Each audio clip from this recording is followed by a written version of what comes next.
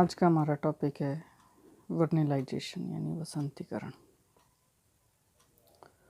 वसंतीकरण एक ऐसा प्रोसीजर है जिसके अंदर जो प्लांट्स होते हैं उसके अंदर कोल्ड ट्रीटमेंट यानी शीत उपचार के द्वारा फ्लावरिंग की जो प्रोसेस होती है उस प्रोसेस को वर्नलाइजेशन या वसंतीकरण कहते हैं। इस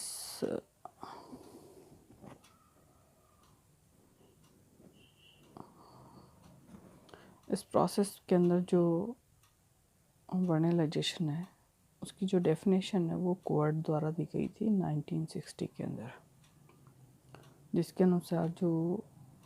कोल्ड ट्रीटमेंट है शीत उपचार द्वारा फ्लावर प्रोड्यूस करने की जो कैपेसिटी होती है उसको हम वर्नलाइजेशन या वसंतीकरण कहते हैं।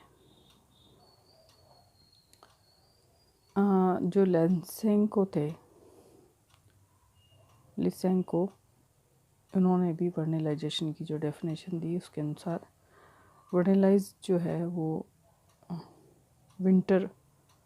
और वैरायटी यानी शरद किस्मों को और जो स्प्रिंग वैराइटीज़ यानी वसंत किस्म के प्लांट्स जो होते हैं उसके अंदर मॉडिफाइड करने की टेक्निक्स जो होती है उसको वर्नलाइजेशन या वसंतीकरण कहते हैं। सार रूप में हम ये कह सकते हैं जो समर सीज़न के जो प्लांट्स होते हैं और जो स्प्रिंग यानी वसंत सीजन्स के जो प्लांट्स होते हैं उनको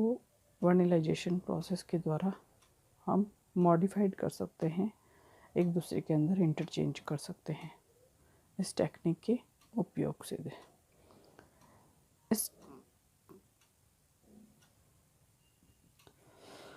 इस प्रकार इसके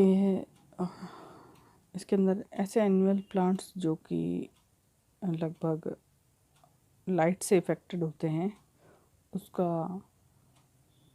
उस लाइट इफ़ेक्ट डालती है, जिसके अंदर जो सेकंड इफ़ेक्ट डलता है वो है टेम्परेचर, द्वितीय प्रभाव। इस प्रकार जो वार्षिक प्लांट्स होते हैं उसके अंदर लाइट है वो अपना फर्स्ट इफ़ेक्ट डालती है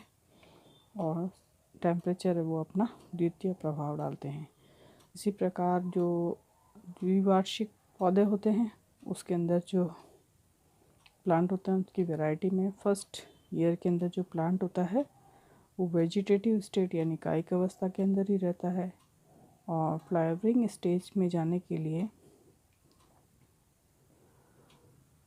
प्लांट को फ्लावरिंग कंडीशंस में जाने के लिए प्लांट के अंदर जो विंटर सीजन्स होता है उस विंटर सीजन्स का जो लो टेम्परेचर कंडीशंस होती है उसके अंदर इसके लिए ये लो टेम्परेचर कंडीशंस कंपलसरी होती है, जिससे कि वो कोल्ड इफ़ेक्ट या विंटर इफ़ेक्ट जिसे कहते हैं वो एब्जॉर्ब कर लेता है और इसके बाद ही प्लांट जो है वो वेजिटेटिव कंडीशन से फ्लावरिंग कंडीशंस के अंदर या फ्लावरिंग पीरियड्स के अंदर कन्वर्ट होता है, फ्लावरिंग पीरियड उसके अंदर प्रमोट होता है। इस प्रोसेस के अंदर जो विंटर वैरायटी के अंदर आर्टिफिशियल विंटर इफ़ेक्ट यानी शीतोपचार लो टेम्परेचर के द्वारा कंप्लीट करने पर इसके अंदर जो समर प्लांट्स होते हैं में भी फ्लावरिंग प्रोसेस को कंप्लीट कराया जा सकता है। इसी तरह जो बाइनियल प्लांट्स होते हैं जैसे द्विवार्षिक पादप होते हैं उसके अंदर भी सीड्स को जर्मिनेशन कराकर द्विवार्षिक पादप प्लांट्स के अंदर सीड का जो जर्मिनेशन कराकर उसको कुछ सप्ताह तक उसको लो टेम्परेचर पे रखा जाता है और ये लो टेम्परेचर होता है लगभग 0 से 5 डिग्री सेल्सियस तक उसको एक्सपोज किया जाता है और उसके बाद प्लांट्स को जर्मिनेशन या सीड को जर्मिनेशन कराने पर प्लांट वेजिटेटिव कंडीशन से डायरेक्टली फ्लावरिंग उसके अंदर होने लगती है, क्योंकि उसके अंदर पहले से ही कोल्ड ट्रीटमेंट या उसको शीतोपचारित किया जा चुका है सीड को, इसलिए उसके अंदर किसी प्रकार का शीत उपचार अब करना आवश्यक नहीं है। इसी प्रकार जो वर्निलाइजेशन का जो स्टिमुलस या उद्दीपक जो होता है वो वर्निलाइजेशन में जो इसको एक्सेप्ट किया जाता है उसको है मेरिस्मेटिक टिश्यूज़ जो होते हैं, जो बीजोत्तिकी ऊतक है, उसके द्वारा इसको एक्सेप्ट या ग्रहण किया जाता है। इसके अंदर जो विंटर ट्रीटमेंट के सेंसिटिव ऑर्गन्स होते हैं, जैसे विंटर ट्रीटमेंट के सेंसिटिव या कोल्ड ट्रीटमेंट के सेंसिटिव ऑर्गन्स भी हम जिनको कह सकते हैं, जैसे एज ए रूट है, शूट की जो एपेक्स है, रूट की एपेक्स है, एपिकल पार्ट, और एम्ब्रियो की जो यंग लीफ होते हैं, ये जो हैं ये कोल्ड जो शीतोपचार होता है, कोल्ड ट्रीटमेंट होता है, उसको स्टिमुलेट करते हैं, और स्टिमुलेट करने के बाद उसको फ्लावर तक, उसके अंदर फ्लावरिंग का प्रोसेस जो है वो कंप्लीट होता है, और फ्लावरिंग प्रोसेस को स्टिमुलेट करते हैं। ये जो टेक्निक है वर्निलाइजेशन टेक्निक है, उसके अंदर सीड्स को है लगभग जर्मिनेशन कराकर लगभग 0 से लेकर 5 डिग्री सेंटीग्रेड पर उन सीड्स को रखा जाता है। उसके बाद उनको ट्राई कर दिया जाता है, लेकिन ये लंबे समय तक नहीं किया जाता, कुछ देर के तक उनको सुखाया जाता है, और सुखाने के बाद उनको डर्मेटाइजेशन यानी उसका तापमान बढ़ाकर वर्निलाइजेशन के इफ़ेक्ट को, डीवर्निलाइजेशन ऐसा टेक्निक अलग है जिसके अंदर जो है टेम्परेचर को बढ़ा दिया जाता है, और बढ़ाकर जो वर्निलाइजेशन का जो वसंतीकरण का जो इफ़ेक्ट होता है उसको हम समाप्त कर सकते हैं उसके अंदर, और यहाँ पर फ्लावरिंग प्रोसेस को हम इनिबिट कर सकते हैं। और इसके कोल्ड ट्रीटमेंट है, इसके द्वारा पुनः वर्निलाइजेशन, इसमें रीवर्निलाइजेशन किया जा सकता है। इस प्रकार यहाँ देखो ये 3 शब्द काम आए, वर्निलाइजेशन, वर्निलाइजेशन, डीवर्निलाइजेशन और रीवर्निलाइजेशन, यानी कि पुनः वर्निलाइजेशन की प्रक्रिया द्वारा, कोल्ड ट्रीटमेंट की वर्निलाइजेशन प्रक्रिया द्वारा हमें वर्निलाइजेशन को पुनः प्राप्त, वसंतीकरण को पुनः प्राप्त किया जा सकता है। दूसरा है इसके ऊपर जिब्रेलिन का जो इफ़ेक्ट होता है, जिब्रेलिन का संश्लेषण है प्लांट के अंदर, कोल्ड ट्रीटमेंट के समय जिब्रेलिन का संश्लेषण हो जाता है, और ये प्लांट की जो है वो इलोंगेशन का कार्य करता है। दूसरा है जो जिब्रेलिन है, इसके अंदर ये फ्लावरिंग प्रोसेस को भी इफ़ेक्ट करता है और उसके कॉजेज़ को बढ़ाता है। वर्निलाइजेशन है ये प्लांट को है फ्लावरिंग के लिए प्रिपेयर करता है, और ये फोटोपीरियडिज्म इसके अंदर पुष्पीकरण का आरंभ करता है, इनिशिएशन ऑफ फ्लावरिंग। दोनों ही फेजेस के अंदर ये एक फिक्स सीक्वेंस के अंदर दोनों ही प्रोसेस कंप्लीट होती है। अगर हम मैकेनिज़्म देखें, वर्निलाइजेशन का जो मैकेनिज़्म होता है उसके अंदर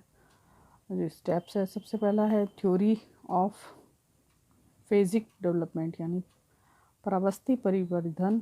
सिद्धांत। इसको दिया था सबसे पहले लिसेंसो ने 1934 में। इसका जो रीज़न है वो है प्लांट की जो मेन प्रोसेस होती है, फेजेस होती है, उसके इसमें संकेत दिए गए हैं। उसके अंदर पहला संकेत दिया कि इसमें थर्मो फेज़ होती है, उष्मिक अवस्था होती है पादप के अंदर, और दूसरी होती है फोटोफेज़, प्रकाश अवस्था। जो थर्मोफेज़ होती है जिसके कारण प्लांट जो होता है वो वेजिटेटिव स्टेज के अंदर रहता है, और जो फोटोफेज़ होती है उसके कारण प्लांट जो है वो वेजिटेटिव स्टेज से फ्लावरिंग स्टेज के अंदर कन्वर्ट हो जाता है। तो दिया है जब फर्स्ट स्टेज के कंप्लीट होने के बाद ही वह सेकंड स्टेज में एंटर करता है। जैसे कि अगर प्लांट है वो वेजिटेटिव स्टेज में जो जितनी भी चीज़ें हैं उसको कंप्लीट करने के बाद ही वह फ्लावरिंग स्टेज के अंदर एंटर करता है। लेकिन वर्निलाइजेशन, जैसे डीवर्निलाइजेशन और रीवर्निलाइजेशन की जो प्रोसेस के कारण इस थ्योरीज को अस्वीकृत या अनएक्सेप्टेड कर दिया गया है। यहाँ पर इसके बारे में ज़्यादा डिटेल अभी नहीं दी गई है। इसी तरह जो सेकंड थ्योरी दी गई है उसको दिया गया है हार्मोनल थ्योरी, जिसको परविस के अकॉर्डिंग दिया गया है। प्रवेश के अकॉर्डिंग ये कोल्ड ट्रीटमेंट जो होता है उसमें हार्मोन्स जो होते हैं वो प्रिकर्सर के रूप में काम करते हैं और ये पदार्थों के संश्लेषण में महत्वपूर्ण होते हैं। प्रिकर्सर पदार्थों के संश्लेषण में महत्वपूर्ण होते हैं और मेयर ने इस प्रिकर्सर पदार्थ का जो नाम है वो दिया था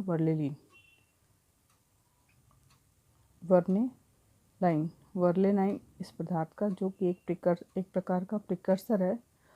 उसका सिंथेसिस इसके अंदर होता है कोल्ड ट्रीटमेंट के दौरान। और इसके अंदर विंटर वैरायटी में ये कोल्ड ट्रीटमेंट के द्वारा सिंथेसिस होता है और जबकि स्प्रिंग वैराइटीज़ के अंदर ये पहले से ही प्रेजेंट होता है, उसमें इसकी आवश्यकता नहीं होती है। और ये एक प्रकार का फ्लोरिजिन जो है उसकी हेल्प के लिए ये वर्क करता है वर्निलाइन। अगर हम इसकी यहाँ पर देखें तो ये जो विंटर वैरायटी होती है उसके अंदर कोल्ड ट्रीटमेंट के द्वारा जो होता है वो प्रिकर्सर के रूप में वर्लेनाइन का निर्माण होता है और स्प्रिंग वैराइटीज़ के अंदर जिब्रेलिन ट्रीटमेंट होता है, जो कि डे न्यूट्रल प्लांट के अंदर फ्लावरिंग को प्रोसेस करता है। क्योंकि हमने यहाँ पर पढ़ा है कि स्प्रिंग वैरायटी में वर्निलाइन का निर्माण नहीं होता है, डायरेक्ट फ्लोरिजिन का फॉर्मेशन होता है। जबकि जो समर वैराइटीज़ के अंदर है वर्निलाइन जो है वो